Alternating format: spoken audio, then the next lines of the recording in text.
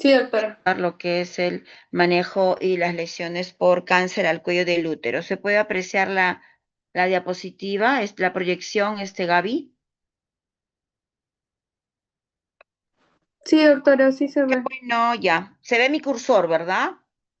Sí, también. Excelente. Vamos empezando entonces.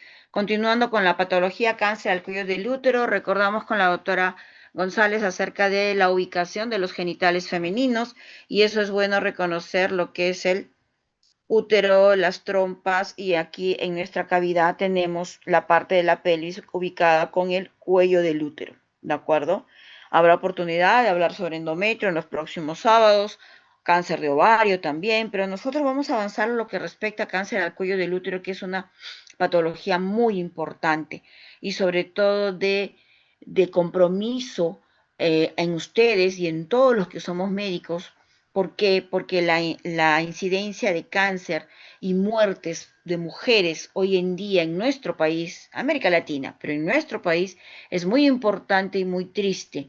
Diariamente mueren mujeres por cáncer al cuello del útero y tenemos la obligación de evitar estar firmando certificados de defunción por muchas de nuestras mujeres. Vamos avanzando, el cuello del útero es la parte externa o mejor dicho accesible del cuello del útero en sí a través del canal vaginal. Vamos viendo. Aquí está, es accesible. Nosotros teniendo la opción de colocar un espéculo podemos tener acceso al cuello del útero a ver su aspecto, su anatomía, su formación y los cambios que hayan en él, pero teniendo la consideración que por ser un órgano que se encuentra de manera interna, debemos colocar el espéculo y evaluarlo. A diferencia de los genitales masculinos que están externos, exteriorizados y que en el aseo diario el varón puede llevar un control de su genital. Muy bien. La epidemiología por el cáncer al cuello del útero tenemos que a nivel mundial ya se considera una enfermedad de riesgo y es más, está dentro de las estrategias y de las metas a nivel mundial para poder combatir esta enfermedad y esta mortalidad. Tenemos que a nivel mundial, el diagnóstico mundial son de cerca de 12 millones de casos nuevos en el mundo por cáncer al cuello del útero y se estima que para el año 2030, ya estamos en el 25, 26, no nos faltan más que 5, casi 5 años, 21 millones de mujeres van a tener cáncer al cuello del útero como diagnóstico nuevo. Y esa es nuestra misión. Nosotros debemos detener eso, evitar que se cumpla esa proyección si es que seguimos como hemos estado hasta ahora.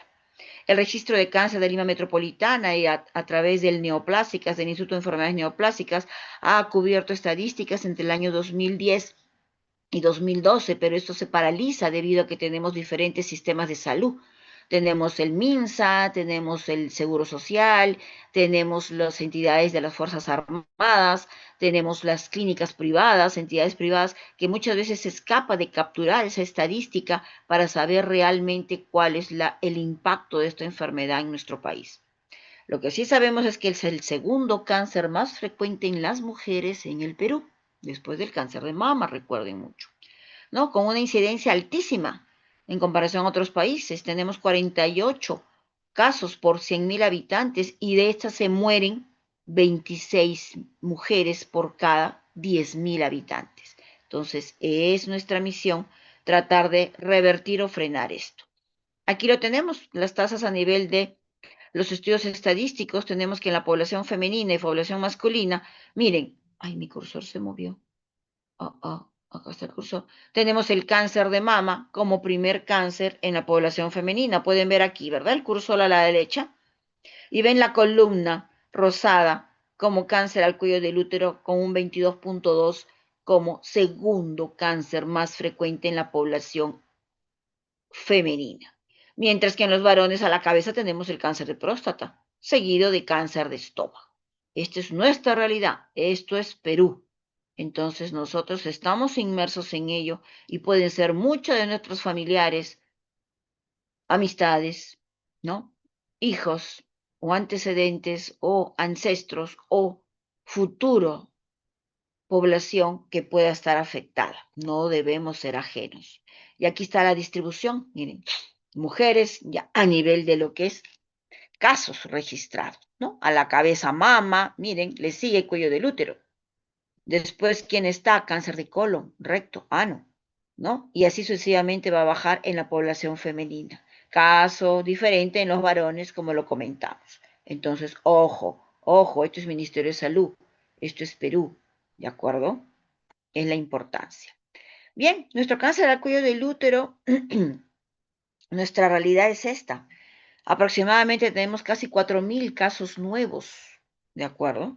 Y de ellos para el año 2007 eran 5.400 y teníamos una mortalidad de 34 por 100.000. O sea, habían más de 12 casos diarios, o sea, de diagnóstico diario. Se dice que para el año 2098, perdón, para el año 2007, se aproximadamente hubieron 2.000 muertes de estas mujeres. Acá no puedo ver bien por compartir. Déjenme ver, chicos, si lo podemos cambiar. Y tenemos una alta incidencia en lo que correspecta. Ay, Dios, ¿cómo muevo esto? Listo. Entonces vamos avanzando.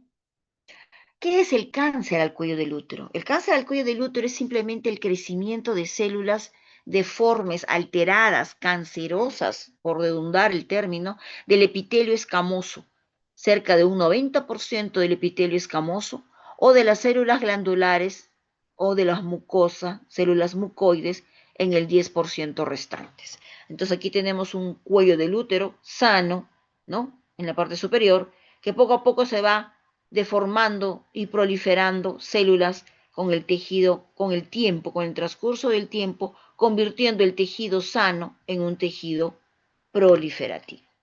Y esto es a través de el conocimiento del cuello del útero. Nosotros tenemos por anatomía, por histología, el conocimiento de que en el cuello del útero es más frecuente este cáncer al cuello del útero. ¿Por qué?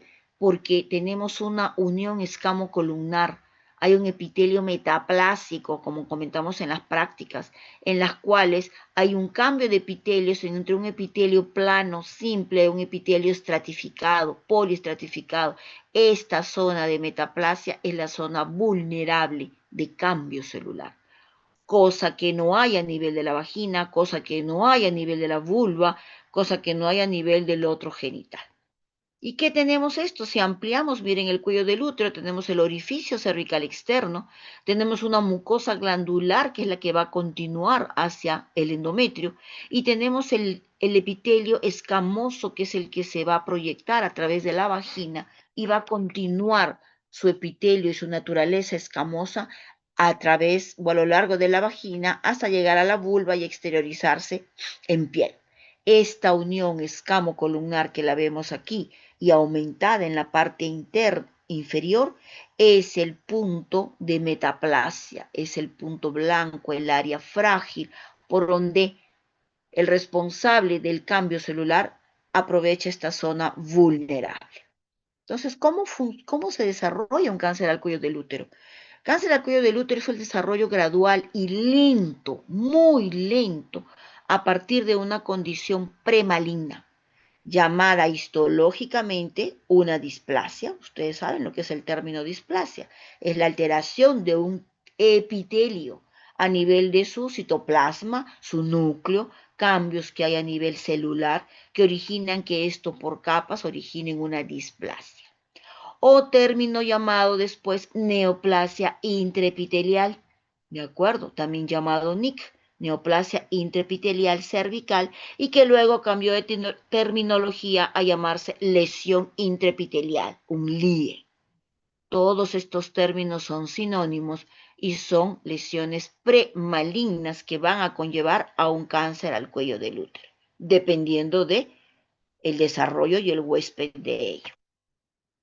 ¿Quién es el responsable? Sabemos el factor etiológico, claro que lo conocemos. El responsable es el virus papiloma humano. Por microbiología y por virología, si recuerdan, tenemos que es un virus que se transmite y a nivel sexual se ubica y prolifera en todas las superficies mucocutáneas, pertenece a la familia de los papilloviridae y el trofismo es infecta piel y mucosas. ¿De acuerdo? Es un genoma celular, es un genoma de ADN circular y que va a conllevar a hacer el daño celular. Y no es uno solo. Miren el árbol filogenético del papilomavirus. Tiene N serotipos mundiales. Se dice que solamente nosotros desarrollamos o conocemos las capas alfa del árbol genealógico del papilomavirus, pero si vemos todos sus relacionados, todos sus congéneres, tenemos otras poblaciones de papilomavirus de tipo gamma, beta, que dicen que también pueden estar relacionados o coexistir con los ya conocidos y estudiados para poder llevar a desarrollar un cáncer al cuello del útero. Entonces, esto todavía se están estudiando, todavía se está viendo cómo estos serotipos van a influenciar o podrían influenciar y no solo los que ya conocemos.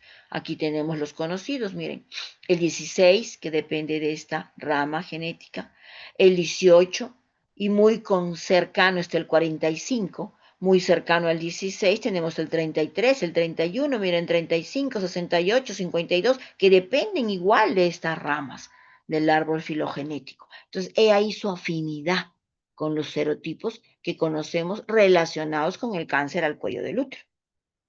Entonces, es una infección muy común, es la más común que hay. Y es una infección asintomática, porque se da a nivel de contagio, contacto de mucosas, de piel, de secreciones, ¿no? Y requiere de periodos de incubación muy prolongados. Hay más de 200 serotipos que comentamos, ¿no es cierto?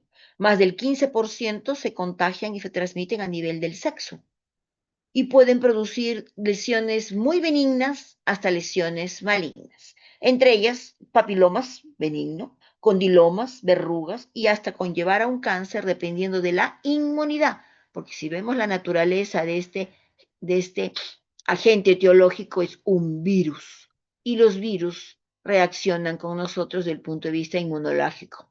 Ante un antígeno, generan un antígeno, nosotros debemos procrear o formar anticuerpos. Entonces, hay varios tipos de papilomavirus.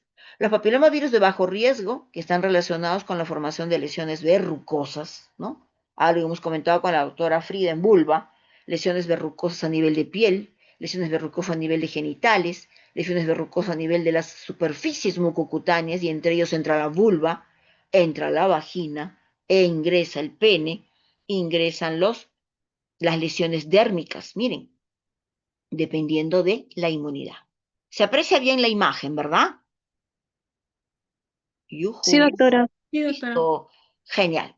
Entonces avanzamos. En cambio, las lesiones relacionadas con los virus de riesgo, de alto riesgo, esas son las que nos van a llevar y conllevar a un desarrollo de un cáncer, pudiendo ser cáncer a nivel de las lesiones mucocutáneas. Miren acá el piso de la lengua, piso bajo de la lengua. ¿Por qué? Porque hay papilomavirus. ¿Por qué? Porque hay sexo oral.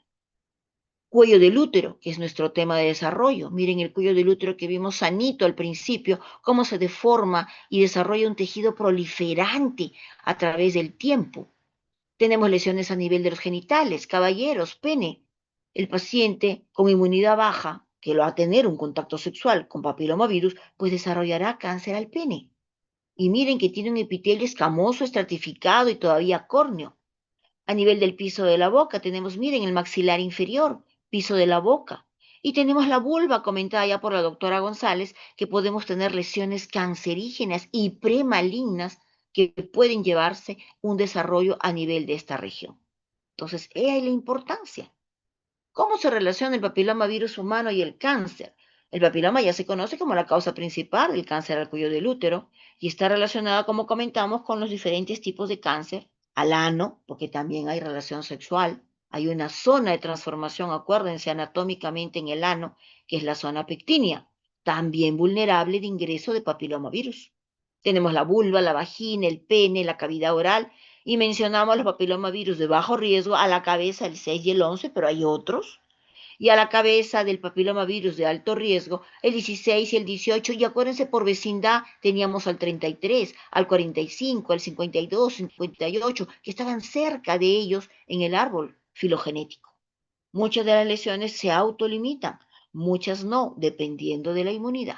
Entonces aquí tenemos la anatomía de nuestro cuerpo, nuestro cuello del útero, y la zona vulnerable de cambio, ¿no? El 97% de los cánceres de cuello del útero son productos por papilomavirus.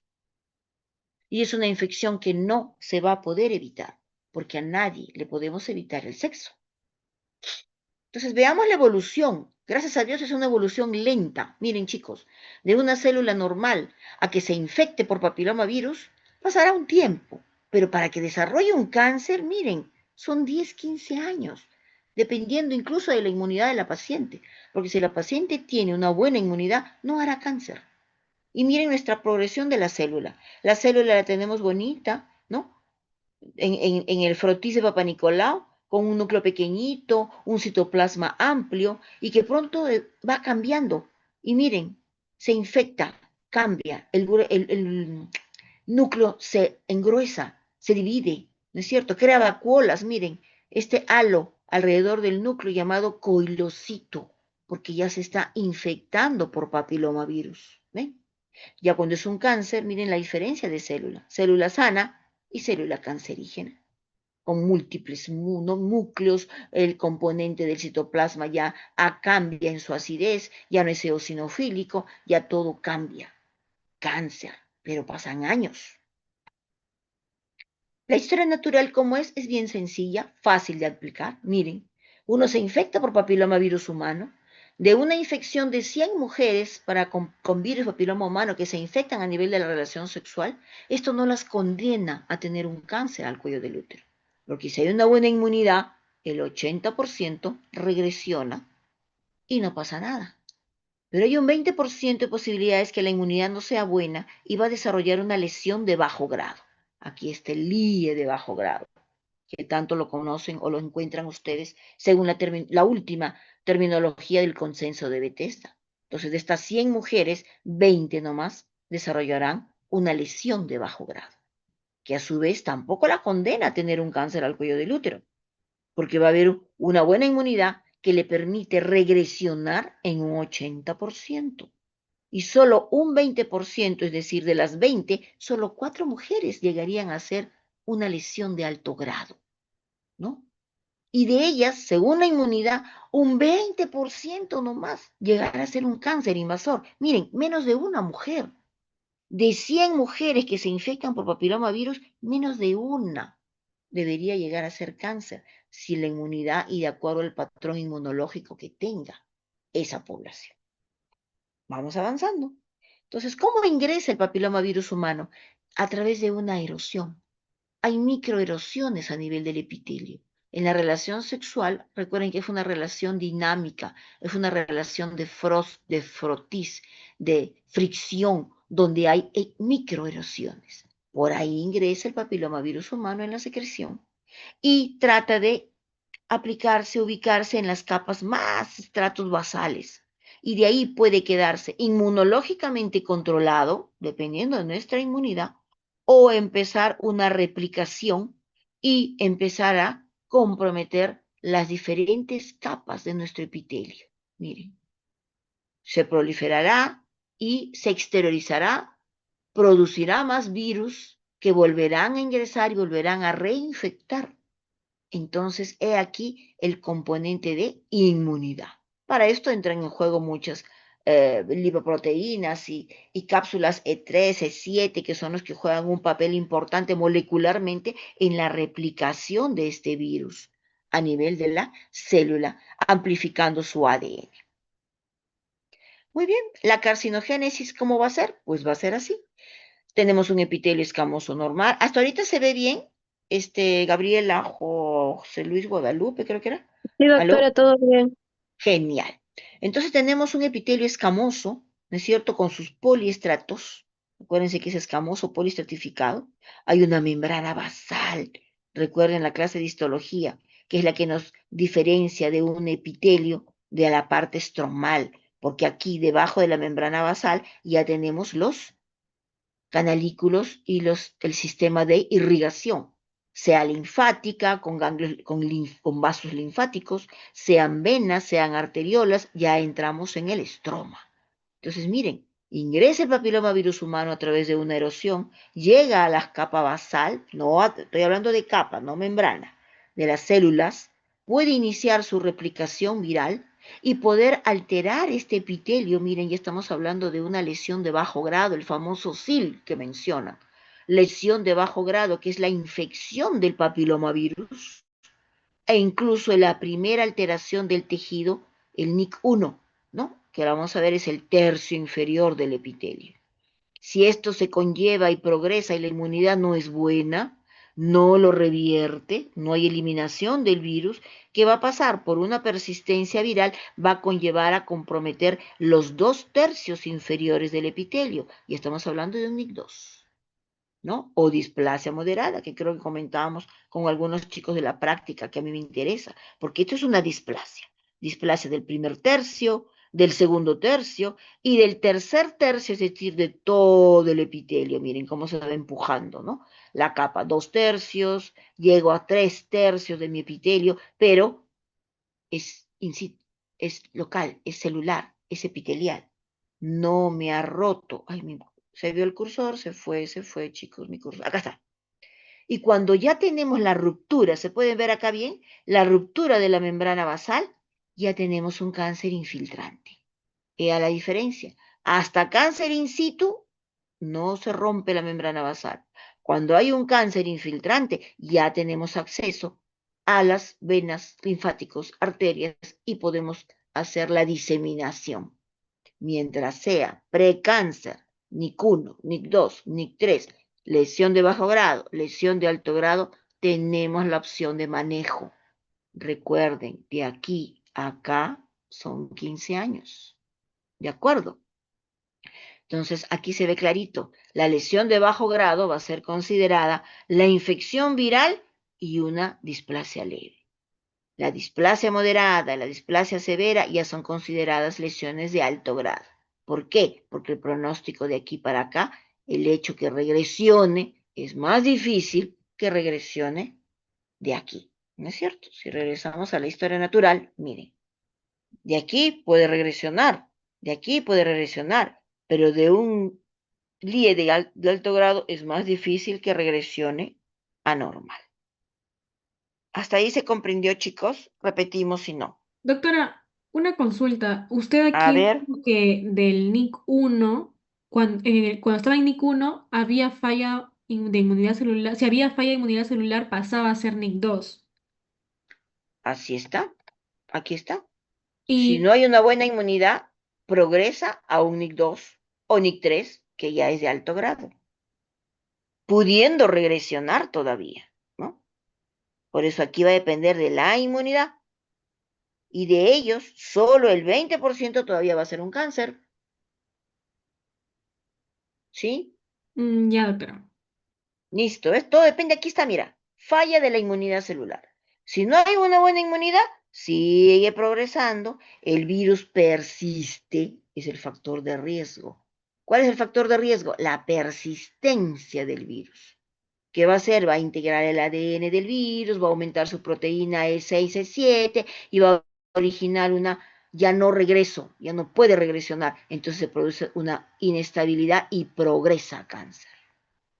¿De acuerdo? Porque ya la inmunidad pierde la posibilidad de regresionar. Por eso que de NIC3 que regresa a NIC1, bien difícil. ¿Por qué? Porque se desencadenó una inestabilidad genética. Ya a nivel genético se dio el paso de no retroceso. ¿De acuerdo? Ya no puede regresionar. Vamos a verlo en otra forma. Tenemos la infección, gráficamente una infección por papilomavirus y otros carcinógenos que son los factores de riesgo, ¿no es cierto? Aquí tenemos el tabaco y los diferentes factores de riesgo que vamos a conversar más adelante. Un cuello del útero normal recibe una infección viral, una infección por papilomavirus, acá tengo mi cuello sanito y de pronto voy a poder empezar a tener lesiones de bajo grado, ¿no es cierto? Aquí tengo una primera lesión de bajo grado, pero que si tengo una buena inmunidad, va a regresar a normal. Si no hay una buena inmunidad, ¿qué va a pasar? Van a continuar los cambios a un cambio moderado. NIC2, displasia moderada. Ya tengo una lesión, miren, ya es más gruesa. Se puede ver, ¿no? Más blanca, un blanco más denso. Aquí miren un blanco tenue, parece como una niebla, pero aquí ya parece nieve. ¿Se puede observar? ¿O mi cursor lo tapa? Yo por el Sí, cartelito sí de se ve, compartir. doctora. Genial. ¿Qué pasa? Si la inmunidad es buena, podremos todavía regresionar, sobre todo en mujeres jóvenes, pero en mujeres mayores un poco más difícil. Tuvieron toda su juventud para regresionar y no regresionó en NIC2 porque no tuvo buena inmunidad. Lo más probable es que siga el camino a una lesión severa, una displasia severa o NIC3, también llamado o muy cercano ya a considerarse un cáncer in situ. Aquí miren esta lesión. ¿Ve? Ya es diferente, ya se ve el mosaico, grumos, hay vasos, hay hipertrofia de los vasos, ya empieza a haber un grado de penetración a nivel de la membrana basal. Y aquí está nuestra proliferación de cáncer. ¿Lo ven? ¿Cuánto pasaron? 5 o 10 años después va a haber un cáncer invasivo. ¿Se ve bien la foto, chicos? Sí se ve, doctora. Es un tejido proliferante, sangrante, ¿no? Que rozas, se fracciona, se rompe, se necrosa, huele feo. Entonces ya miren la calidad de vida de esta mujer cuando tuvimos que haberlo detectado en una lesión pre-maligna, de bajo grado, Doctora, entonces el cruenta. NIC 1, 2 y 3 son lesiones premalignas, pero luego en esos 5 o 10 años se hace el cáncer Todas, in situ y luego ya el cáncer to- invasor. no, no, no, no, no, no. Todas son. La lesión premaligna es el NIC1, ahorita vamos a verlo en la clasificación de Bethesda. La lesión NIC2 es 2/3. El NIC1 es lo que se llamaba antiguamente displasia leve, en el compromiso del primer tercio del epitelio. El NIC2 es la displasia moderada, la que abarca un cambio en los 2/3 del epitelio. Displasia, si tiene buena inmunidad, regresiona. Si no tiene buena inmunidad, progresará. Ay, este curso. Progresará. Ay, ¿dónde se fue? Progresará a un NIC3. ¿Dónde estás, cursor? Que está acá, en el lado derecho. Ay, por Dios. A ver, ¿dónde se fue el cursor? Aquí donde dice NIC3, de mi cursor ya se asustó. Acá, ¿ves? NIC3. 3/3, mírate aquí, acá. 3/3, ya todo el grosor del epitelio se ha comprometido. Pero puede ser cáncer in situ, ¿de acuerdo? Este ya es un cáncer in situ. Pero cuando me rompe la membrana basal, por eso les hago hincapié en este gráfico que me gusta mucho, ya pasa a ser un cáncer infiltrante. Ahora vamos a ver en Bethesda tu duda. Se ve más un gráfico mejor. Entonces tenemos, miren, la evolución de un cáncer, desde un cuello sano, lesión premaligna, bajo grado, moderado, cambio severo y un cáncer.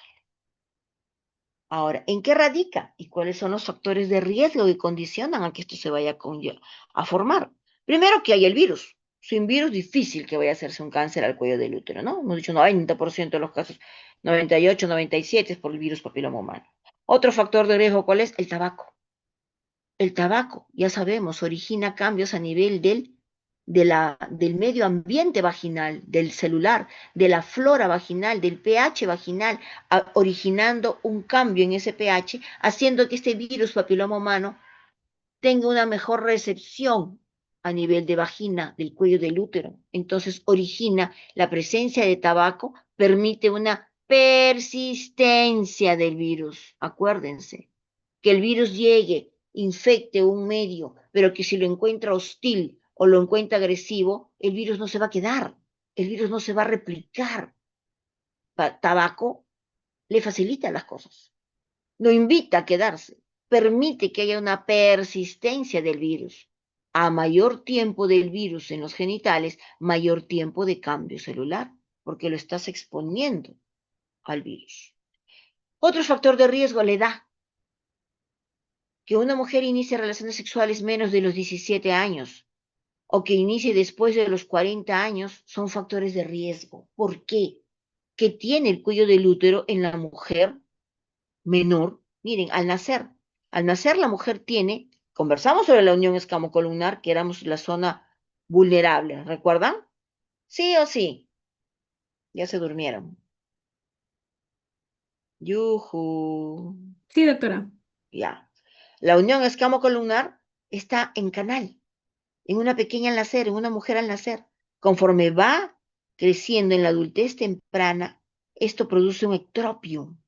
Acuérdense, se evierte, hay una eversión de la unión escamocolumnar, está más expuesta. Si ella inicia relaciones sexuales a temprana edad, un epitelio expuesto, inmaduro, va a tener muy pronto la exposición al papilomavirus. Y cuando ya está en la adultez, otra vez el tejido, el epitelio, acuérdense que migra, la zona de la unión escalocolumnar se vuelve a regresionar y se reubica a nivel del canal. Por eso es que tenemos que, para hacer el seguimiento, buscar la ubicación de la unión escamocolumnar. Entonces, otra vez se restaura su ubicación a nivel del orificio. Entonces, la zona de transformación se queda acá expuesta. Aquí no hay una zona de transformación todavía. ¿Por qué? Porque está entre lo que fue la nueva unión, la antigua unión escamocolumnar y la nueva unión escamocolumnar. Esa área es la que se queda vulnerable de cambio.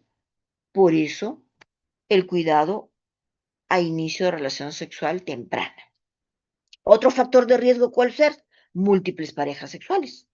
Lógico, si hay múltiples parejas sexuales, hay más intercambio de papilomavirus con diferente pareja.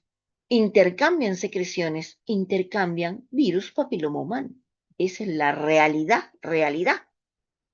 La inmunidad, si hay una inmunidad incomprometida, por ejemplo, pacientes con HIV, que cada vez vemos más, porque nadie se muere hoy en día por HIV. Toman su retroviral, pero viven. Pero la inmunidad no es buena. Ojo, está en bajetones y sube. Pacientes trasplantados, que les damos inmunosupresores. Entonces, una población de riesgo. Ese paciente trasplantado que toma un inmunosupresor para que no me rechace el cuerpo extraño, acuérdense, no va a tener una buena inmunidad para enfrentar a ese virus papiloma humano que lo pudo haber contraído en la juventud, pero más en la adultez tuvo un trasplante renal o un trasplante de córnea o un trasplante de cualquier órgano que cada vez se hace más, le dan inmunosupresor, puede desarrollar una lesión por papilomavirus. O pacientes que toman corticoides, pacientes con colagenopatía, recuerden, lupus, artritis, cada vez vemos más, toman corticoides, entonces alteramos su inmunidad, porque es parte del tratamiento de esa enfermedad, pero exponemos a que el papilomavirus haga su cambio celular. Infecciones crónicas, herpes, clamidia a nivel de ETS. En un estadio socioeconómico bajo se describe. ¿Por qué? Porque no tenían acceso al Papa Nicolau. Pero mentira, hoy en día Papa Nicolau es gratis. Sin embargo, la cultura y nuestra educación no hacemos que el paciente haga un chequeo ginecológico. La nutrición, eso sí es verdad, pacientes desnutridos, poblaciones desnutridas, van a desarrollar cáncer al cuello del útero. Antiguamente, y sigue siendo, casos de la India, Egipto, ¿no? La India, Egipto, África, países de Sudamérica, donde la población es desnutrida, no va a tener una buena inmunidad. Papilomavirus aprovecha ese déficit y va a producir cambio celular. Anticonceptivos orales. ¿Por qué? Tal vez no como el anticonceptivo propio, sino porque origina un cambio en el cuello del útero. Hace una eversión de la zona de transformación, expone la zona vulnerable más a la cavidad vaginal y por ende al papilomavirus. Y historia de pacientes con cáncer previo. Una paciente con cáncer de mama, paciente con cáncer de colon, de tiroides, de pulmón, ya me está diciendo que su inmunidad no es buena porque ha desarrollado un cáncer. Si ha tenido una vida sexual, que es lo más probable, el papilomavirus también va a aprovechar esa inmunidad comprometida para desarrollar cáncer. ¿Qué síntomas puede dar un cáncer al cuello del útero? Ninguno. Pasan 10, 15 años y la mujer no tiene síntomas. Esa es nuestra gran desventaja. Pero ventaja si queremos buscarlo a tiempo. ¿Por qué? Porque nosotros podemos examinar a una paciente asintomática para poder detectarlo a tiempo, para poder detectarlo en lesión premaligna. Otro síntoma que puede haber es el sangrado vaginal anormal, o sea, entre periodos. No es su periodo de regla y sin embargo sangra. Pero para que sangre ya tiene una lesión proliferativa, acuérdense. No es un precáncer. Está en estadios avanzados.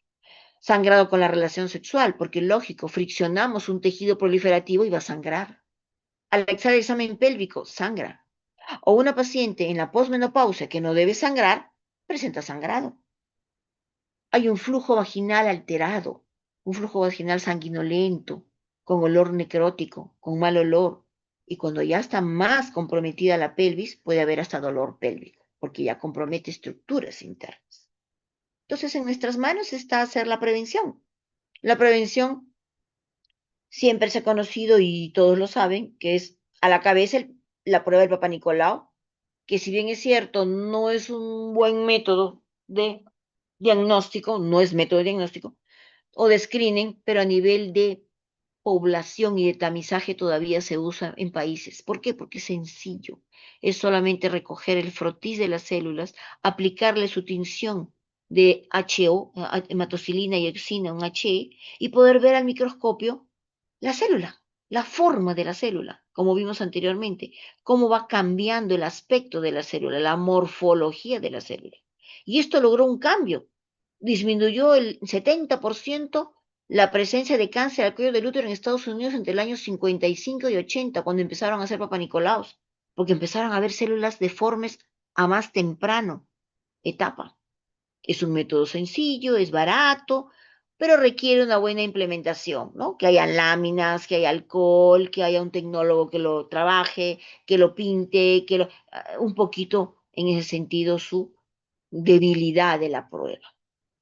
Entonces, tiene ventajas y tiene desventajas. Una desventaja es que es una naturaleza muy, muy sencilla, muy, muy primitiva. Hay que ver la célula, ¿no? Y tiene que ver subjetiva al ojo del citólogo o del patólogo. Hay una marcada variabilidad de acuerdo al medio, a la calidad, una baja reproducibilidad. ¿Qué quiere decir? Yo hago un Papa Nicolau y si me sale negativo, no quiere decir que sea realmente negativo, porque yo puedo volver a repetir el Papa Nicolau y no me va a salir el mismo resultado. ¿Por qué? Porque no voy a obtener la misma población de células en una segunda o tercera oportunidad, opción. Y requiere una compleja estructura sanitaria. Esa es la debilidad, ¿no?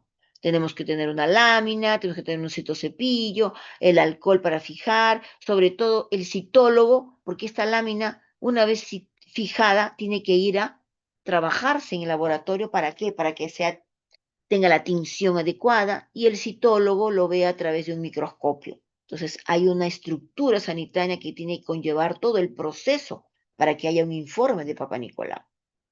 La toma es bien sencilla, muchos de ellos ustedes han podido hacerlo en las rotaciones en la práctica que hemos tenido, ¿no? Es un frotis del citocepillo, por eso le digo, acostúmbrese a manejar el espéculo, ¿no? Que al menos no hayan tenido sexo 48 horas antes para no encontrar secreciones sexuales, que no se hayan aplicado crema o óvulos una semana antes, porque de lo contrario vamos a obtener material del medicamento que todavía se encuentra adherido a la mucosa, que ya no se apliquen duchas vaginales, eso ya está proscrito, no se debe de hacer. Antiguamente lo hacían las señoras mayores de generaciones antiguas, y que no haya tenido regla o periodo menstrual, siquiera unos 5 días de truza limpia. ¿Por qué? Porque vamos a obtener secreción sanguinolenta, secreción endometrial, y vamos a desaprovechar la opción de poder coger la célula justo de la zona que queremos, que es de la metaplasia.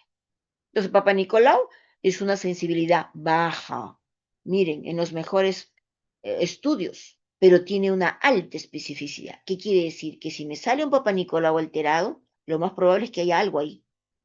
En cambio, si me sale negativo, no quiere decir que realmente sea negativo. Mire, Perú en el año 2000 con un proyecto TATI vio que la sensibilidad del Papa Nicolau era baja, menos del 50%. Se hicieron otros estudios en Nicaragua en el año 2012, no llegó ni hasta el 37%. Sensibilidad, pero tiene una buena especificidad. Se hicieron otros estudios a nivel, en Uganda, miren, África, una sensibilidad del 60%, porque ellos hacen todos los días, o sea, con mucha frecuencia, y es un país pobre, entonces el citólogo está acostumbrado a ver y tienen ya un régimen, una instalación sanitaria que lo puede ayudar. Pero miren en Chile, otra vez baja 36, menos del 50%. Entonces, como prueba de screening, está relacionada, pero de manera consecutiva, ¿no? Por eso lo hacíamos seguido, cada 2 años, cada 3 años. ¿Por qué? Porque no tiene una buena sensibilidad. Y la ventaja era que mi cáncer se va a formar en más tiempo. Entonces yo no obtengo ese frotis de célula ese año, lo puedo obtener al siguiente y no me va a hacer un cáncer en un año ni en 2 años, recuerden. Pero ¿qué pasa? No tenemos una buena cobertura, no alcanzamos todo el país para hacer un Papá Nicolau. Hay errores a la hora de tomar la muestra, por eso me interesa que ustedes tienen que aprender a tomar un buen Papá Nicolau. Los médicos no saben, a veces no sabemos tomar un Papá Nicolau, no sabemos cómo colocar el espéculo, no hemos tenido a veces la oportunidad de hacerlo, pues nunca es tarde, hay que empezar a hacerlo porque va a ser nuestro pan de cada día. Cuando viene el informe del Papá Nicolau, no lo interpretamos bien. Y eso es lo que a mí me interesa. Tienen ustedes que tener la factibilidad de saber interpretar un resultado del Papá Nicolau para orientar a su paciente. Hay una falla en el diagnóstico y en el tratamiento de lesiones anormales y no se puede hacer seguimiento de la paciente solo con un Papá Nicolau, ¿no? Vean aquí, por ejemplo, yo les comento esto, siempre les digo que busquen este cuadrito. Este cuadro son las diferentes descripciones del Papa Nicolau a través de los años. Miren, en el año 254, con el sistema de Josh Papa Nicolau, se describía como Papa Nicolau tipo clase 1, tipo si era benigno, tipo clase 2, si había alguna célula displásico-metaplásica, tipo clase 3, si era sospechoso de malignidad, y decían clase 4 si era cáncer y clase 5 si era muy invasivo. Pero el resultado venía así. Papa Nicolau, clase 1, Papa Nicolau, clase 3. Y la gente no entendía, los otros colegas no sabían interpretar.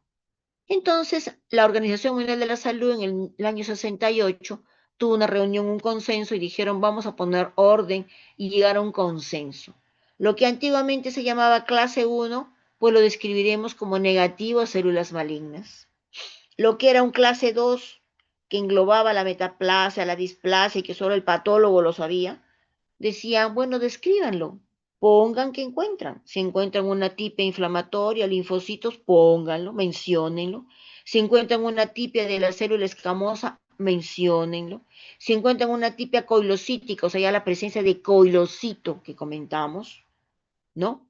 Descríbanlo para que el colega que lea el informe sepa que hay este cambio, pero que no define nada, no diagnostica.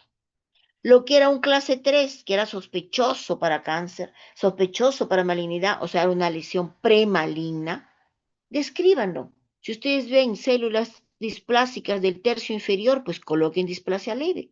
Si era una displasia moderada del tercio medio, de los 2 tercios, hicieron una displasia severa y completía los 3 tercios del epitelio, del estrato basal, del estrato intermedio, del estrato superficial, comprometido, descríbanlo, decía, para poder tener una idea e interpretarlo. Si veían células de cáncer in situ, o sea, de la superficie, sin estroma, póngalo, menciónenlo como cáncer in situ. Y si ya veían células del estroma invasor, entonces descríbanlo como cáncer invasor. Pero ¿qué pasó? Todavía creaba confusión. Nuestros colegas que no tienen la clase que ustedes tienen, no sabían que era una displasia. No sabían que era una displasia leve, moderada ni severa. Entonces pasaron al sistema del NIC.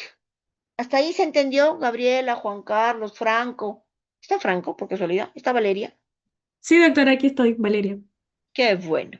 Entonces, el sistema de NIC apareció a través de Richard. Y Richard propuso en el año 78 y dijo, esto crea mucha confusión. Vamos a hacer que lo que se llamaba negativo a células malignas, no le pongamos eso, digamos negativo nomás, punto. Seamos más concretos, más definidos. Lo que se llame atipia crea confusión, el colega no sabe, mejor ni lo mencionemos. Bueno, en 78 así quedaron el consenso a nivel mundial, porque se reunieron de todos los países. Y dijeron, y mencionaron y dijeron, bueno, yo propongo que lo que era una displasia leve se llame neoplasia intracelular 1, o sea, NIC 1. Lo que es si encuentran una displasia moderada, denomínenle un NIC 2. Y lo que sea una displasia severa, aquí sí englobemos como NIC 3. Sea una displasia severa, que es todos los 3 tercios del epitelio, o ya sea un cáncer in situ, que la diferencia es mínima entre uno y otro, bueno, pues a los dos pongámosles NIC3. Neoplasia intracelular 3. Perfecto. Y el que veamos, pues cáncer invasor, ya pues que sea cáncer invasor. Así quedó hasta el año 1978. Se expedían los informes de Papá Nicolau, pero creaba también confusión. ¿Por qué?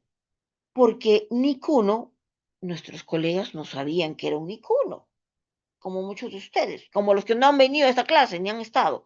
Ni van a saber qué significa NIC1, ni de dónde salió el NIC1. El NIC1 vino del cambiarle el nombre a la displasia. Entonces, ¿pero qué pasa? ¿Significa? ¿Qué significaba NIC1? A ver, NIC, ¿qué significaba NIC? Neoplasia intraepitelial cervical. Eso, neoplasia interepitelial cervical. ¿Y qué cosa es una neoplasia?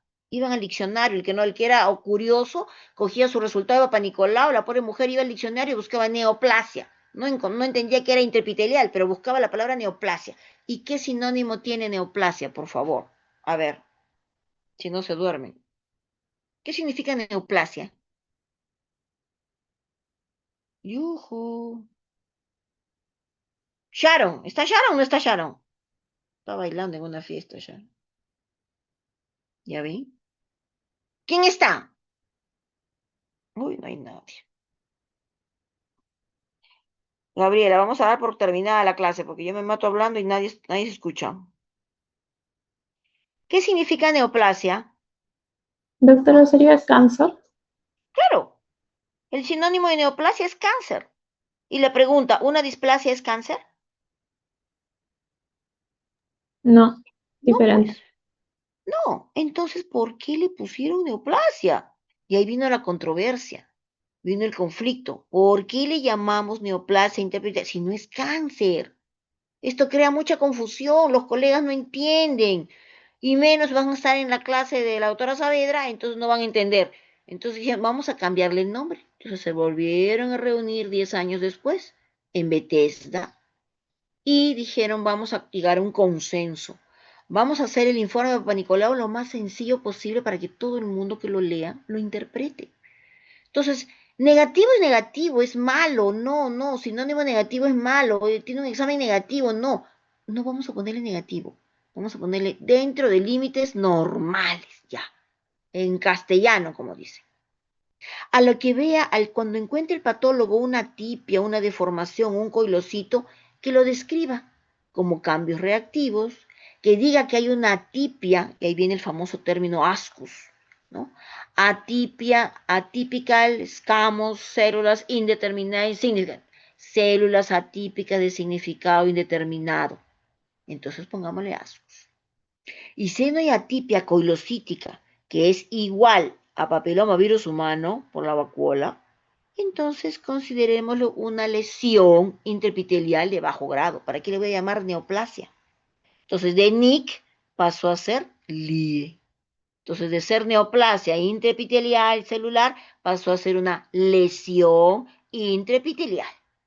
Ya no le pusieron neoplasia. Es un simple cambio de nombre, pero que crea mucha confusión y que a mí me interesa que ustedes lo tengan clarito, porque si no ustedes hablan LIE, pero no saben de dónde vino. El LIE, la lesión intraepitelial de bajo grado, vino de los términos de displasia leve, que es bajo grado. ¿Y por qué se considera bajo grado? ¿Por qué? Porque en un 80% de los casos va a regresionar. En cambio, el NIC2 y el NIC3 y el cáncer in situ lo vamos a considerar lesión de alto grado. ¿Se entendió, chicos? Ay, ya están durmiendo. Que me dejaron hablar a mí sola. Listo. Entonces, Gabriela, eso quedamos ahí. No están tus compañeros, no sé dónde están. Entonces, vamos a ver. Y el sistema de Bethesda. Franco, ¿estás tú? ¿Se escucha?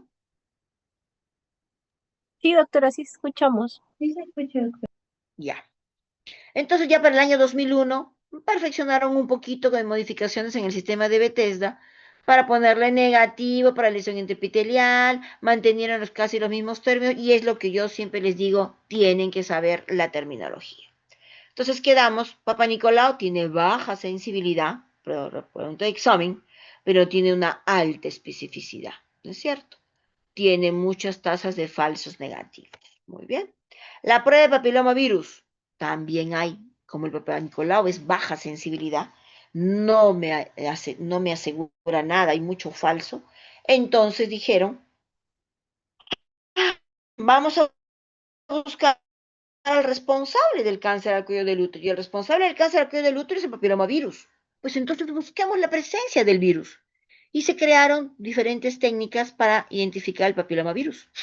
La primera que salió fue la captura híbrida, en la cual nos decía positivo para papilomavirus o negativo para papilomavirus de riesgo. Pero no nos decía qué tipo de virus era. No reportaba el tipo específico. Solo nos decía sí, hay papilomavirus o no, no hay papilomavirus. Pero no diferenciaba si era de alto riesgo o bajo riesgo. Se mejoraron las técnicas y se hizo el PCR, en el cual determinaba el ADN del papilomavirus por la reacción de la polimerasa, entonces amplificando los fragmentos del ADN y ahí sí nos podía decir y nos detectaba los virus de alto riesgo, ¿ya? Entonces ahí sí nos podía determinar y ahí sí teníamos una alta sensibilidad y una alta especificidad, a diferencia del Papa Nicolau. Si salía un resultado positivo, era, o sea, de presencia de virus, que realmente había un virus y realmente había el riesgo de hacer cáncer. Y me podía definir si habían infecciones múltiples, es decir, solamente tengo un virus, dos virus o tengo varios virus, ¿no? Miren acá el ejemplo, por ejemplo, detectaba el virus 16, detectaba la presencia del virus 6, detectaba la diferencia, entonces parecía uno o varios virus. Ya era más específica la prueba. Y se hicieron estudios y dijeron, si yo tengo una sensibilidad solo del 56% solo con Papa Nicolau y un 97% de sensibilidad solamente haciendo prueba de papilomavirus, ¿qué pasa si yo junto las dos? Si a la mujer le hago una prevención con Papa Nicolau y le detecto virus de papiloma humano. Y miren, la sensibilidad de aplicar las dos pruebas llega al 100%. ¿De acuerdo? Entonces, hoy en día está indicado a nivel mundial que el screening y el despistaje por cáncer al cuello del útero debería ser Papa Nicolau y prueba de papilomavirus, solo que no está al alcance. Recuerden, Papa Nicolau es barato, papilomavirus necesita una implementación, es un estudio de ADN, tiene una alta sensibilidad, se puede reproducir, es decir, yo le vuelvo a repetir esta prueba al paciente y me va a volver a salir el mismo resultado, cosa que no ocurría en el Papa Nicolau. Tiene un alto valor predictivo negativo, quiere decir que si esta prueba papilomavirus me sale negativa, es que realmente es negativa y lo más probable es que no haya riesgo de ser cáncer. ¿Por qué? Porque no hay virus de riesgo. Permite que el tamizaje sea con menos frecuencia, porque si yo ya detecto al virus y si no hay virus, sumado a mi conocimiento de que para que yo forme un cáncer al cuello del útero van a pasar 10, 15, 20 años, entonces yo no necesito hacer esta prueba todos los años. ¿O sí? ¿Qué dice Franco? ¿Qué dice Valeria? Sharon, yo sé que no está. ¿Cuál es la pregunta, doctora? ¿Ya ven? Si me sale una prueba de papilomavirus negativo, ¿qué posibilidad haya que yo haga un cáncer? Que la mujer haga un cáncer. Ah, con la prueba del BPH, como es más específico, es muy poco probable. Claro. Ahora, si yo sé que el cáncer se forma en 10, 15, 20 años, ¿esta prueba yo la haría todos los años? No. No, pues. Entonces ahí viene el detalle. Puedo espaciar la prueba. Y por eso hoy en día está indicada cada 4, cada 5 años. Porque yo sé que una mujer con papilomavirus negativo no me va a hacer un cáncer en 4 años, ¿verdad? Así se contagie, se infecte al año que viene, solo pasarán 3 años. Y en 3 años no va a ser un cáncer invasivo. ¿O sí? Según lo que me he explicado yo solita en todas mis diapositivas anteriores. No, doctora, pero en caso de que la paciente esté muy inmunocomprometida, ¿podría acelerarse ese proceso de malignización? Puede, podría, puede. Pero si yo tengo una prueba de papilomavirus positiva y tengo ese dato de inmunidad como factor de riesgo, yo le hago un seguimiento. Pero la pregunta es, si yo tengo una prueba de papilomavirus negativa, o sea, ni siquiera tiene virus, ¿me va a hacer un cáncer? Más difícil, ¿no? Hasta que se vuelva a infectar, puede pasar un tiempo. Entonces, permite que el tamizaje sea con menos frecuencia. La mujer tiene temor, vergüenza, pudor a hacerse un Papa Nicolau, que venga a hacerse su papilomavirus cada 4 años. Tal vez a eso sí, la mujer ya puede cumplir con ese esquema de screening. Es automatizada, centralizada, uniformizada y hoy en día está ahí autotoma para que la mujer solita se tome la muestra y podamos tener ese dato sin tener que ir al centro médico. Mejora la detección de las lesiones porque me va a determinar la presencia de virus. Y esto es lo que me da la prueba del papilomavirus. Me detalla si tiene sobre todo el papilomavirus 16, si está infectada con el 18 o si tiene el resto de papilomavirus de altos riesgos. Buscamos el 16 y el 18, ¿por qué? Porque se han hecho estudios que son los responsables del 70% de cáncer al cuello del útero en la mujer. Otra prueba de despistaje, que creo que sus compañeros lo han expuesto, ¿no? En uno de los seminarios, y que siempre les pregunto, es la inspección visual con ácido acético. Sencilla. No necesito microscopio, no necesito nada, solo un espéculo y el ácido acético, que es simplemente ácido acético al 4%, 5%, que viene a ser el vinagre blanco. Ustedes no dejen de tener en su consultorio o en su serum o en sus prácticas de aquí vinagre blanco, ácido acético, simple, común. Colocan una torunda, lo ponen en el cuello del útero y si ustedes ven una lesión acetoblanca, la señora tiene una lesión en ese cuello del útero. Si no cambia el aspecto del cuello, pueden quedarse tranquilos. Pero si ustedes ven una lesión, se puede ver mi imagen, ¿no? ¿O no? Sí, sí, se ve, Ah, doctora.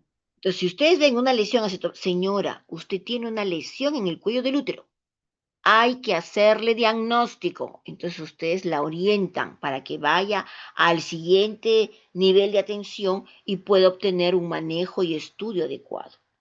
O si pueden llevar Lugol, también pueden aplicar Lugol en el cuello del útero y verán si hay una zona yodo negativa. O sea, no capta el Lugol. Debería captar el Lugol todo el cuello. Lógico, aquí tienen que preguntar si la paciente no es alérgica al yodo. ¿De acuerdo? En cambio, en el ácido acético no hay ese cuidado que hacer. ¿Qué otra prueba tenemos? La colposcopía. Cuando yo no veo nada a simple vista en ese cuello del útero y tengo algún factor de riesgo, Papa Nicolau alterado, prueba de papilomavirus positiva, o tengo un cuello del útero que el aspecto no es el usual, pues yo lo dirijo a una colposcopía. ¿Para qué? Para poder identificar la lesión sospechosa. La finalidad de la colposcopía es ver la lesión sospechosa.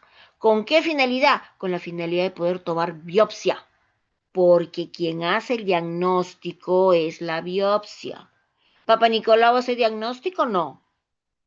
Prueba de examen. No, No, doctora. no hace diagnóstico. Quien hace el diagnóstico es la biopsia y puede evaluar o no el canal endocervical. Entonces, miren, un cuello del útero normal, yo le hago una colposcopía, le aplico mi ácido acético, miren cómo cambia, yo puedo ver la lesión. Entonces ya sí sé dónde tomar la biopsia. Acá no puedo saber dónde la tomo. Entonces, la finalidad de la colposcopía es identificar la lesión para saber dónde voy a tomar la biopsia, porque la biopsia me va a dar diagnóstico. Una vez que tengo el diagnóstico, puedo saber cómo hago también otro diagnóstico. El diagnóstico es, yo tengo una lesión, perfecto, le tomo una biopsia. Aquí, la biopsia salió una lesión premaligna, LIE de alto grado, muy bien. Pero yo necesito saber toda la lesión. O sea, tengo que estudiar no solo este pedacito donde le tomé la biopsia. Ay, este es cursor mío. Acá, se ve mi cursor, ¿verdad? Sí, Si doctora. yo tomo la biopsia aquí, yo tengo que saber si es que acá a su costado ya no hay un cáncer o me rompió la membrana basal, porque si es un LIE de alto grado, acuérdense que tengo que descartar que no haya un cáncer. Entonces haré el diagnóstico a través de un cono. El cono me permite sacar la lesión completa para mandarla a analizar y saber qué tipo de lesiones tiene. A lo mejor tiene una área con NIC1, un área con NIC2, un área con NIC3 y una ya tiene cáncer infiltrante porque me rompió la membrana basal. Entonces yo necesito saber toda la lesión. Por eso se saca el cono. La intención el fin, el objetivo del cono es hacer diagnóstico, que después se convierte en terapéutico, eso va a ser de acuerdo al resultado de la patología. Entonces, este cono puede ser un cono frío, como lo ven ustedes con bisturí, o puede ser un cono LIP, donde paso una asa electroquirúrgica y reseco la lesión. Si tengo una lesión, la reseco. ¿Cuál va a ser la ventaja? Que mando pieza a anatomía patológica. Por eso tengo diagnóstico. ¿De acuerdo?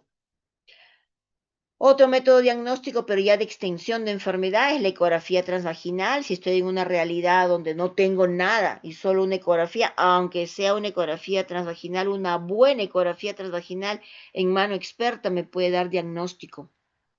Una resonancia como esta, miren el cuello del útero, veo el cuello, puedo ver el compromiso de los paramétrios para ver una extensión local y definir hasta qué punto este paciente es operable o manejable quirúrgicamente o ya no, o perdió la opción quirúrgica.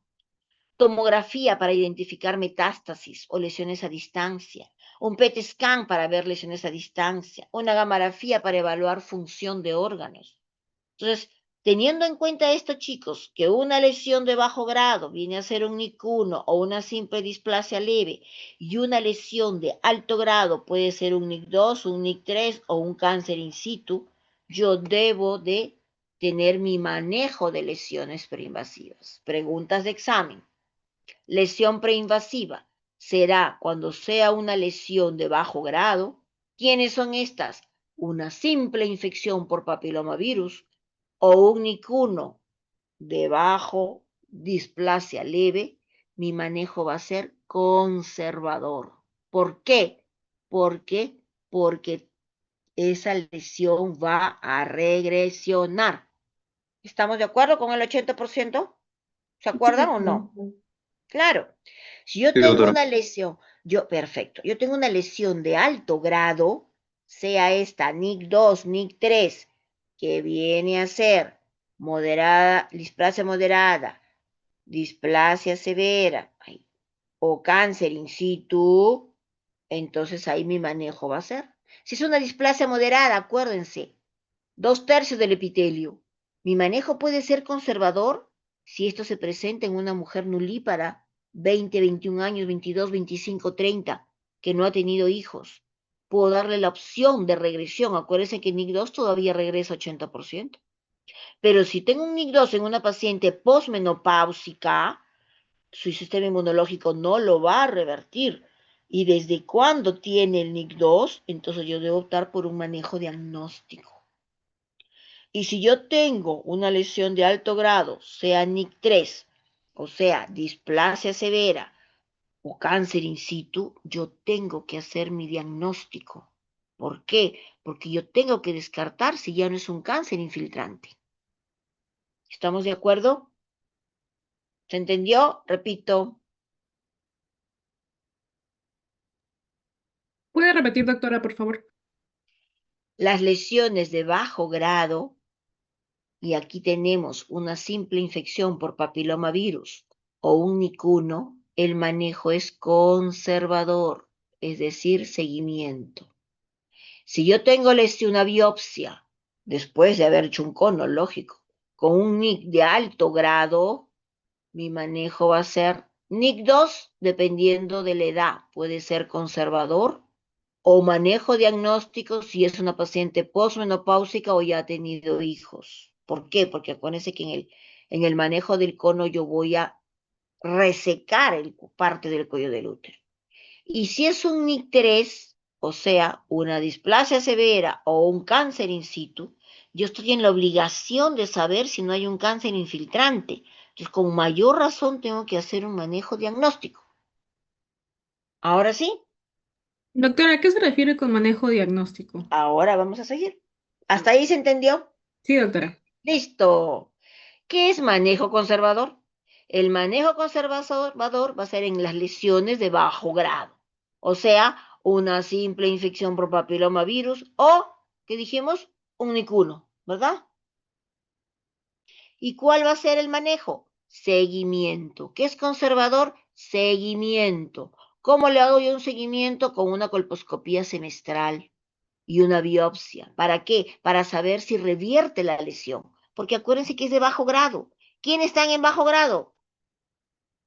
¿Quiénes están en bajo grado? Aquí. A ver, ¿quién habla?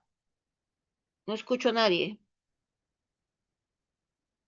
NIC 1. Displasia leve y ningún. Displasia leve, así es, un NIC1. O una simple infección por papilomavirus. Entonces, en esos casos, yo le hago un seguimiento. ¿Por qué? Porque quiero que regresione. Quiero ver su regresión en el 80%. ¿Hasta cuánto le puedo controlar? Hasta 2 años. ¿Y qué más hago? Mejoro su inmunidad. Aquí entra la vacunación con papilomavirus. No es tratamiento. No, no va a ser tratamiento, Deli. Es mejorar la inmunidad de esa paciente, porque se pueden vacunar. ¿Cuándo es un manejo terapéutico? Como dijo esta ñaña, manejo diagnóstico, terapéutico. El terapéutico tiene dos opciones. O es ablación, pero también en lesiones de bajo grado, cuando son persistentes. Quiere decir, yo le hice seguimiento, y pasaron los 2 años y sigue con una lesión de bajo grado.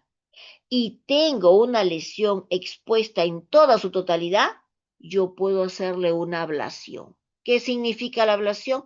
La destrucción del tejido, que tanto van a encontrar ustedes en las terminologías y en las manuales de manejo a nivel del MINSA.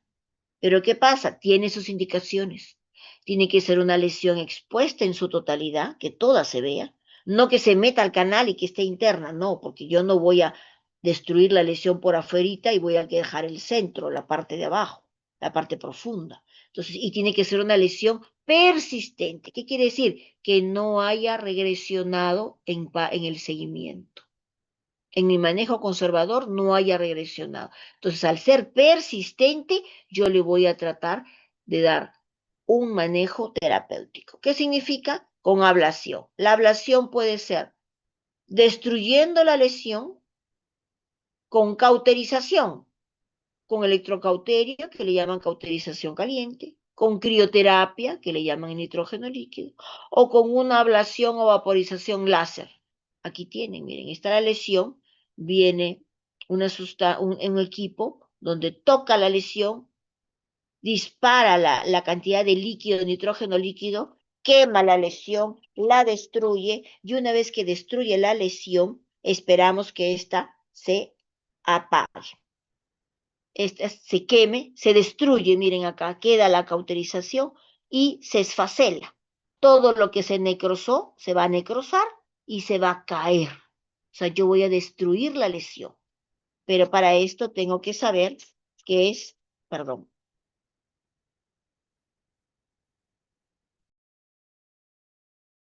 Doctora, una consulta.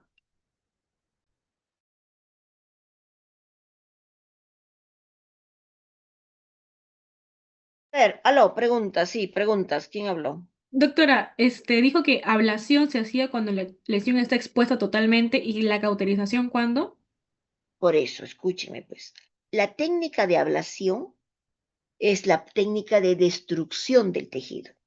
Y eso solo se hace cuando la lesión tú la ves en toda su totalidad. No se te esconde nada, no se mete nada. Voy a hacer un ejemplo. Espérame, voy a retroceder. Hay lesiones que están expuestas todas afuerita y tú la ves, pero hay lesiones que se exponen y se meten y se introducen en el canal vaginal. Esas no se deben aplicar ablación. ¿De acuerdo? Porque tú no puedes destruir solo la parte externa y dejas la parte profunda. Ahora, hay técnicas de ablación, de destrucción del tejido. ¿Cuáles? La famosa cauterización. que puede ser con electrocauterio, puede ser con nitrógeno líquido, crioterapia, puede ser con láser, hay diferentes formas.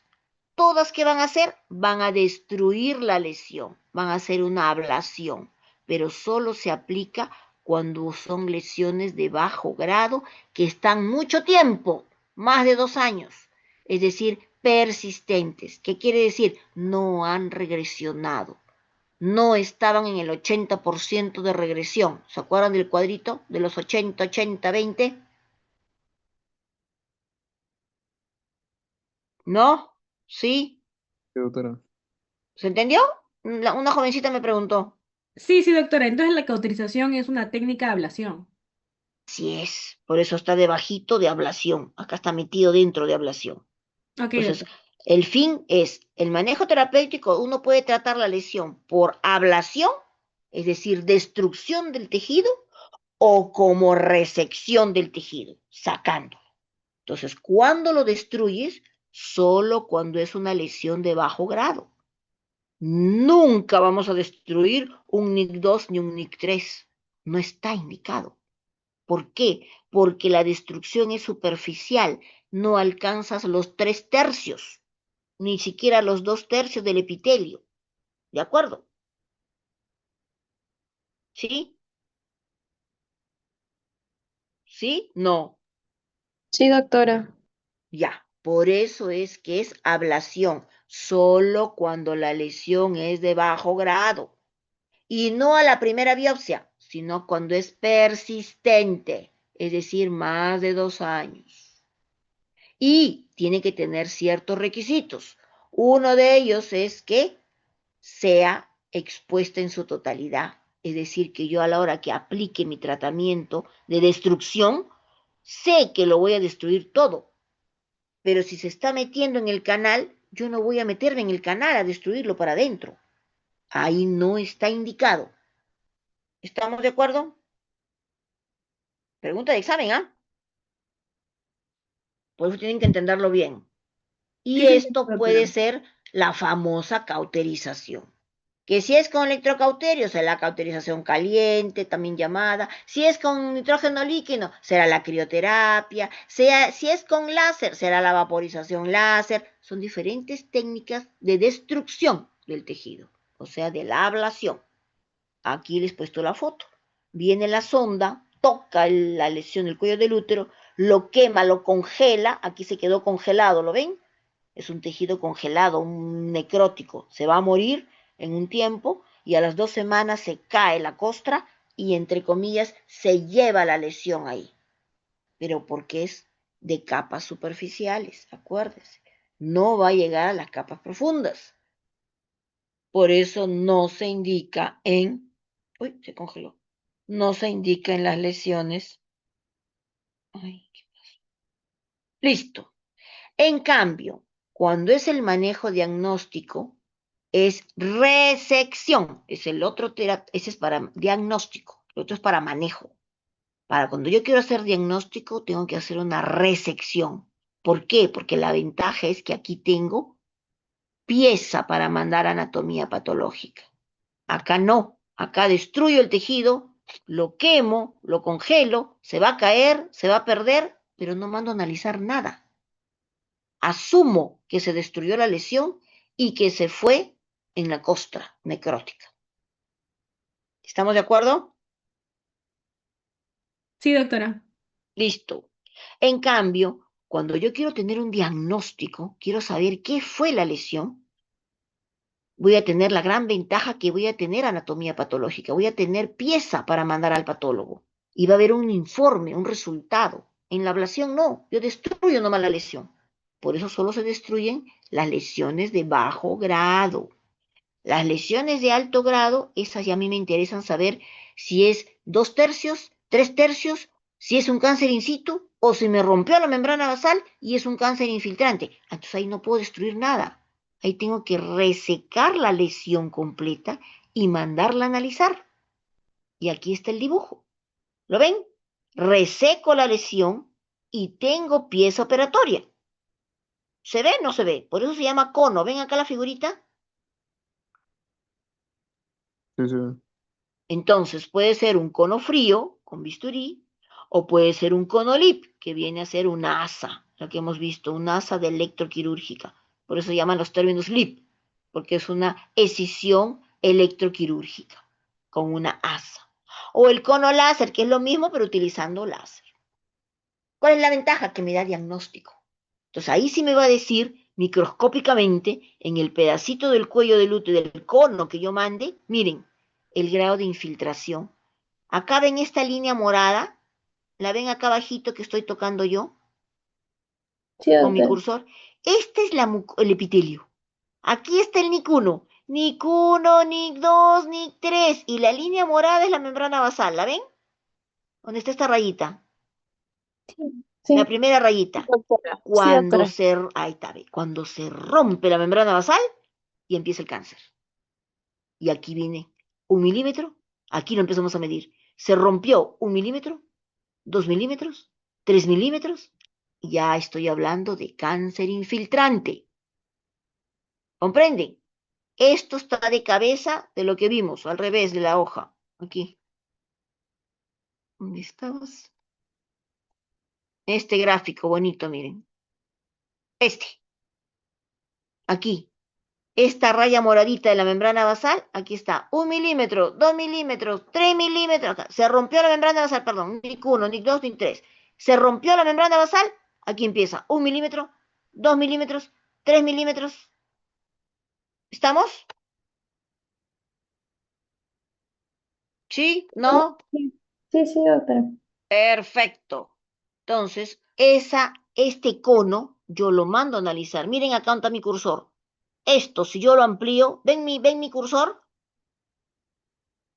No se Sí, ve. doctora. Sí, Ya, sí, si este cono yo lo amplío, acá está la foto, ¿ves? Mira, acá está. Este cono que mandé a analizar, yo lo amplío, aquí va a salir el resultado. NIC 1, NIC 2, NIC 3, no. Y miren, la línea basal, ¿ven la membrana basal, que es la morada? Que yo la estoy siguiendo. ¿La ven? sí se ve, doctora. Ahí está, ¿ves? Se rompe la membrana basal, ya es infiltrante. ¿Será 1 milímetro? ¿Será 2 milímetros? ¿Será 3 milímetros? Estadio clínico 1 a 1. Se pasa de 3 milímetros, llega hasta 5 milímetros, estadio clínico 1 a 2. Ya es cáncer infiltrante. Miren, nosotros tenemos que agarrarlo aquí, en la mucosa, en este moradito, ¿lo ven? En esta área de moradita. Ahí tenemos que cogerlo cuando sea microscópico. Miren todo lo que ha tenido que caminar, avanzar para que llegue a romper la membrana basal, a hacer 1 milímetro, 2 milímetros, 3 milímetros, ya un cáncer infiltrante. ¿Cuánto tiempo pasó? 10, 15, 20 años. Esa es nuestra misión, chicos. Pasó de 5 milímetros, ya es un cáncer, un estadio clínico 1B1. Miren, ¿se ve el dibujo o no? Acá está bien clarito, bien bonito. Más de 5 milímetros y puede llegar hasta 2 centímetros. Miren, qué tanto va a crecer de lo que era una mucosita aquí nomás. Epitelio. Sigue avanzando el cáncer. Se pasó los 2 centímetros. De 2 a 4 centímetros, ya será un 1B2. Y si es más de 4, miren, más de 4, todo tumor, estaría el clínico 1B3. Hasta aquí podemos operar, hasta menos de 4 centímetros. Pasado los 4, mire todo el tiempo que pasó, ¿ah? Desde la mucosa que está aquí en la raya blanca, rompió la membrana basal, 1 milímetro, 2 milímetros, 1 centímetro, 2 centímetros, 3 centímetros, hasta 4 centímetros podemos operar a la mujer. Después ya el pronóstico baja. Cuando es más de 4 centímetros ya no es operable. Es lo triste. ¿Por qué? Porque ya la enfermedad salió del útero, ya cogió los espacios, los tejidos periféricos. Ya la enfermedad tiene un alto riesgo de estar haciéndose sistémica. Ya salió del útero y está viajando hacia otros órganos. Entonces, operándola, no controlamos la enfermedad. Eso es lo triste del cáncer al cuello del útero.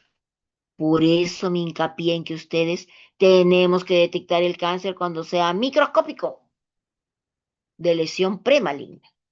Sigue avanzando, porque el cáncer no se va a quedar tranquilo, va a seguir avanzando y avanza a un estadio clínico 2, cuando crece más de 4 centímetros, cuando ya infiltra la vagina, miren, ya salió un tercio inferior de la vagina, va a infiltrar camino hacia toda la vagina, sale hacia la pared, ¿ve? Pierde el límite del útero, sale a la serosa, coge los parametrios y aquí los órganos que están vecinos al costado del útero. Ya estamos en estadio clínico 2, en lo triste. Estadio clínico 3, ya el tumor crece tanto que llega hasta el tercio inferior de la vagina. Ya se sale por la vagina, llega a la vulva, infiltra los labios de la vagina, de la vulva. Qué triste. Y es un tejido necrótico que huele mal, que sangra. Miren, debimos haberlo detenido 10, 15 años atrás. Acá, también como crece para la vagina, también crece hacia la cavidad pélvica, miren. Y acá que tenemos los parámetros, la anatomía nos dice, compromete los órganos que están por acá. ¿Y quién está por aquí? El uréter, miren, que viene desde el riñón. Entonces, un uréter que tiene este diámetro, no sé si se puede ver mi cursor, ¿se ve, Valeria? Sí, doctora, sí se ve. El uréter que se ve aquí, miren lo que delgadito, miren cómo se afecta cuando ya hay tumor. Viene a ser el ahogamiento ureteral, hay hidronefrosis, ¿ve? Ya el riñón empieza a sufrir y este riñón falla, insuficiencia renal, por un estadio clínico 3 del cáncer al cuello del útero. Entonces las enfermedades, las morbilidades empiezan a aumentar. Y si a nivel linfático compromete los ganglios, entra por un linfático y viaja, va a comprometer los ganglios linfáticos, tanto inguinales, los ilíacos, como también los paraórticos. Enfermedad metastásica, enfermedad a distancia, aquí quimioterapia, porque tiene que ir por el sistema, es sistémico, está circulando por todos los. Estadio clínico 4, ya no solamente se hace sistémico, sino que sigue infiltrando los órganos vecinos. ¿Y a quién tenemos? Hacia adelante por anatomía, la vejiga. Miren, un cuello del útero que infiltra la vejiga. Y hacia la cara posterior, hacia el límite posterior, infiltra él. ¿Quién está hacia atrás? ¿Quién está por ahí? ¿Quién me dice? El ano, el cono. ¿Quién? ¿Cuál? el recto. El recto. Y esto se destruye y puede originar ¿qué? Con los chicos de práctica hemos visto, ¿qué origina si se sigue creciendo el tumor? A ver si se acuerdan. Obstrucción. Obstrucción puede tapar el recto, perfecto. ¿Qué otro más puede ocurrir? A ver, Hidronefrosis. hidronefrosis, insuficiencia renal, ¿qué más? Aquí, ¿qué puede haber con esto? Fístulas. Fístula, excelente. Entonces, ¿qué va a pasar? La deposición sale por la vagina. Acuérdense que la vagina no tiene esfínter. Todo el tiempo la mujer elimina heces por la vagina, esa calidad de vida. Y si hace fístula a nivel de la vejiga, ¿qué va a ocurrir? Pérdida de orina por La la vagina. vagina. Todo el tiempo. La vagina no tiene esfínter, recuerden. Calidad de vida de esa paciente.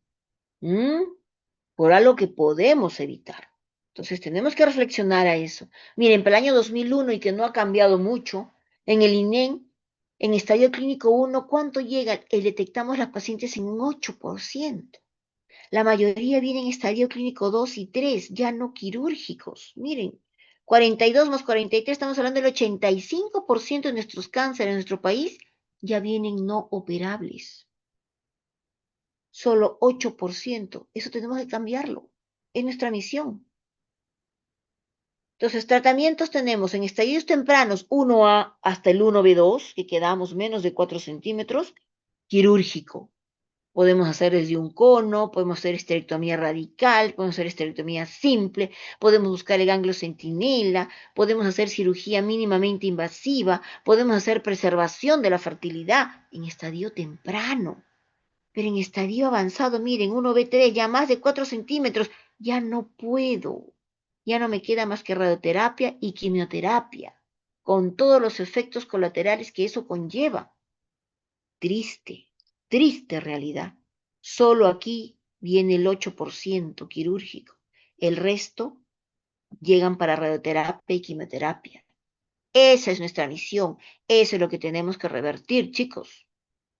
Por lo tanto, hay que hacer prevención, porque podemos hacer prevención con esta enfermedad. Es una enfermedad que conocemos el factor etiológico y conociendo el factor etiológico y su historia natural, sabemos que esto puede revertir y que podemos hacer prevención primaria antes de que se haga una lesión, tratar aquí a este nivel que viene a ser la infección por papilomavirus, ¿no? Prevenirla que progrese a una lesión mayor. Y si no tengo acceso a la vacuna, una prevención secundaria, detectarlo cuando sea lesión de bajo grado, darle manejo cuando llegue a una lesión de alto grado, para no tener que dar quimioterapia y radioterapia si ya es muy invasor. Esa es la misión que tenemos. Por lo tanto, prevención. Hagamos prevención. Eduquemos a nuestra población. Hoy en día existe la vacuna. Tenemos una vacuna profiláctica. Empleémosla. Indiquémosla. Hay diferentes tipos de vacuna a nivel mundial. La bivalente que salió en un inicio con Glaxo, llamada Cervarix. Luego vino la tetravalente de Merck Chardon y que la mejoró como Gardasil 9 con una nona valente incluyendo los 9 serotipos de alto riesgo más frecuentes. Entonces, protejamos a nuestra población. El esquema de vacunación, ya sabemos, creo que en un seminario pedí que alguien lo exponga o lo han expuesto. Niños o niñas menores de 9 a 18 años, hoy en día plantean una dosis, pudiéndose poner hasta 2 en 0 y 6 meses, dependiendo del lugar y el esquema que se aplique. Mayores de 18 años hasta los 45 años, 3 dosis a colocarse. 0 cuando empieza la vacunación a los 2 meses y a los 6 meses. Y mayores de 45 años no se prohíbe la vacunación. No está indicada según el laboratorio, pero no se prohíbe para poder intentar mejorar la inmunidad de nuestras mujeres. Entonces, a nivel de prevención secundaria, si no tuviéramos vacuna, ¿qué nos queda? Identificar la lesión temprana. Hagamos despistaje, hagamos Papá Nicolau, hagamos prueba de papilomavirus, hagamos inspección visual con ácido acético, hagamos inspección con Lugol, busquemos, identifiquemos nuestra población de riesgo, ya lo hemos dicho, la fumadora, la que tiene inmunidad comprometida, la paciente con múltiples parejas sexuales, ya lo que hemos conversado. La opción de tamizaje y tratamiento según la realidad, ¿no? No todo va a ser ablación, no todo va a ser crioterapia. Hay que hacer el mejor enfoque, hacer un diagnóstico precoz y una referencia o una transferencia, ¿no es cierto?